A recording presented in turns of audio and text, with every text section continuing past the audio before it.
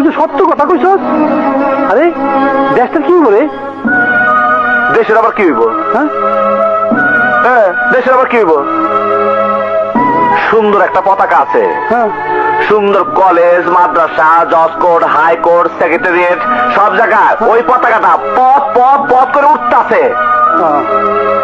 আর এদেশের সন্ত্রাসীরা যারা খুশি মারতাছে, চাঁদাবাজরা দোকানদারের কাছ থেকে চাঁদা নিতেছে, আবার দোকানদাররাও দিয়ে দিতেছে সেই টাকা উসুল করার জন্য। দোকানদাররা 100 টাকার জিনিস জনসাধারণের কাছে 200 টাকা চাইতেছে।